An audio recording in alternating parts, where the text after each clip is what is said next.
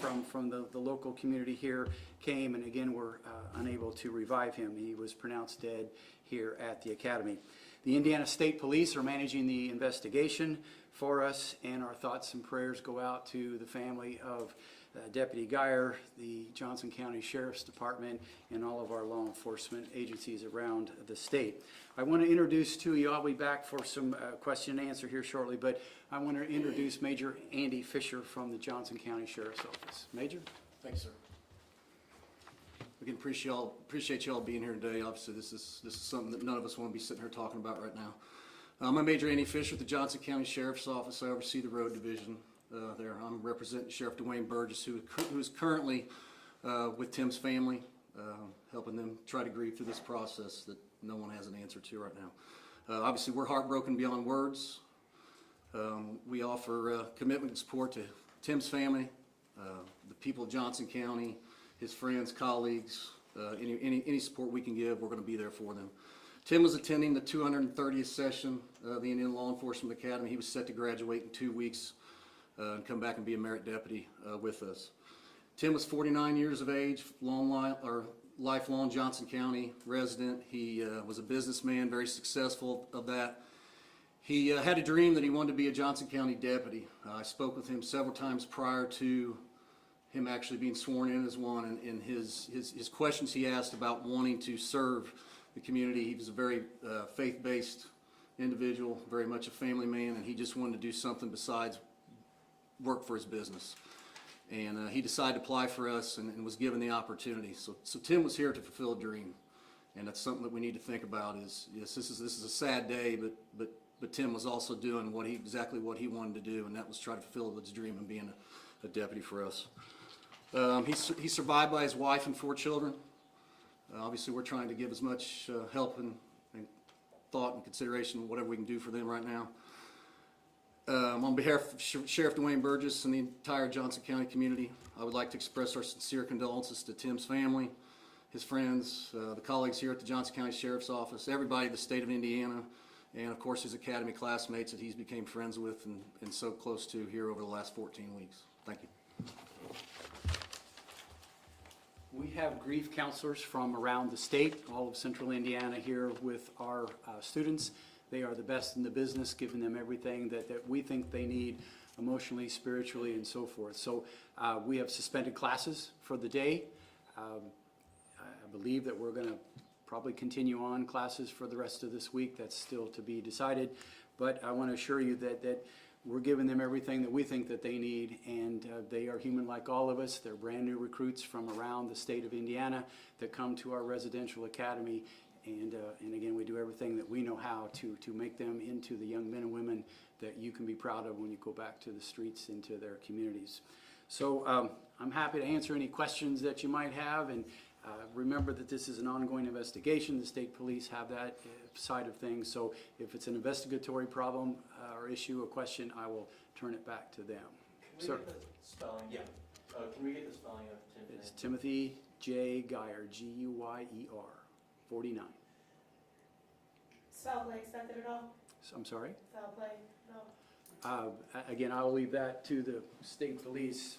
Yeah, we recognize there are a lot of questions, and that's the purpose of our investigation, is to answer all those questions that you have and the questions we have. At this point, and very preliminarily, it appears that this was a medical issue that led to this untimely death. There is no foul play suspected.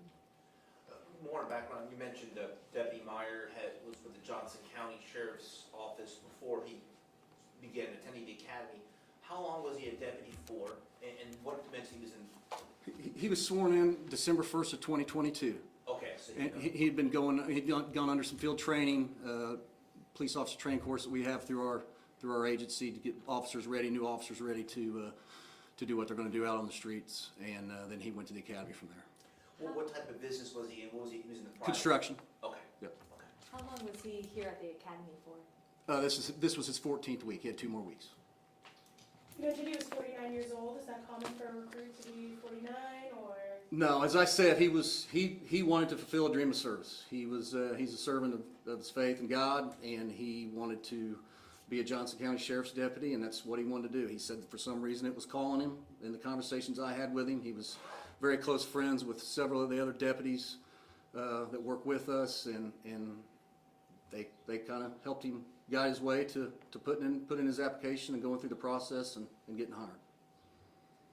Is there any kind of like memorial fund for the family, anything like that? Anything like that right now, this is still all so fresh to all of us, and still trying to actually figure out, you know, everything, how everybody's feeling. Right now, we're just trying to be there for his wife and children and any of his friends, and obviously our folks there at the Johnson County Sheriff's Office.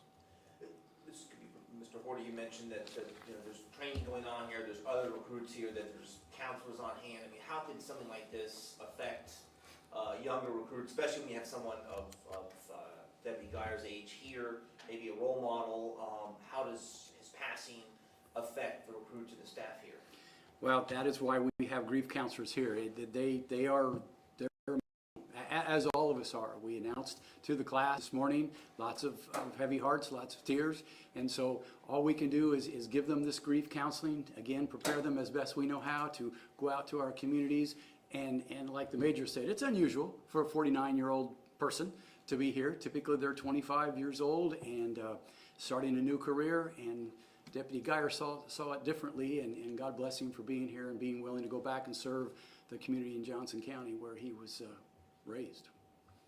How big was his class, and was, given his age, was he able to compete with his classmates and stay at that expected level of excellence? He was. He's one of 172 young men and women in this Tier 1 class, the 232nd class. He held his own like everybody else. We don't age grade the fitness standards, the testing. They all have to do the same amount of push-ups, sit-ups, and physical exercise. So he was a model, and I think to your point that he was probably a role model for many of them. Could have been their dad, truth be known, for a 49-year-old man. As far as the investigation, what will that look like as far as next steps? Yeah, so our investigators have been here throughout the morning, working very closely with the Hendricks County Coroner's Office to try to determine the cause of death. A lot of questions still, but we also have an idea of what didn't happen, and that was foul play, that was any type of accident or anything like that at this point. Has anything like this happened before with you guys at the academy? I think historically, I think there may be some incidents, but nothing of recent history in this facility. This, again, sorry, for clarification here, when he was to graduate, would he be returning to Johnson County as a deputy, or is that was going to be happening, right? Yes. Okay, just to make sure. A student has a year to attend the academy from the day he or she is sworn in. So they get some preliminary training at their agency. Many agencies bring them right here immediately. Some agencies allow them to go out, work in a supervised manner. So Deputy Geyer had been on the road for a while, but he was within his 1 year of attending the academy, and that's why he was here during this period of time. You said he was going to graduate in 2 weeks? Yes. Yes, ma'am. Is there a specific age requirement? They have to be under a certain age to join? Was an exception made for him based on his dream to be There were here? no exceptions made. You have to be 21 to get here, but there's no ceiling on the age, so long as they can physically compete. So there's 172 of our Tier 1 officers here now. There are 40 Indiana State Police recruits, and there are 30 Tier 2 students who are typically small town marshals and hospitals. So we have a full house, and there are over 200 young men and women training here as we speak. And then how many weeks is the academy? Our academy is 16 weeks. So there's 2 weeks remaining. 2 weeks remaining, yes. Thank you all for your time, and we appreciate you being here to cover this story. It's tragic. It's tragic in the law enforcement community. This is a line of duty police officer death, and will be treated as such. And so we ask for the support from the community. Wrap your arms around Deputy Geyer's family, the community, the Johnson County community, the Trafalgar community. And we certainly appreciate your patience as we try to answer questions that you have. Any information that we have we'll make available to you in the coming days. Any information about memorial services and things like that will come from the Johnson County Sheriff's Office. Thank you.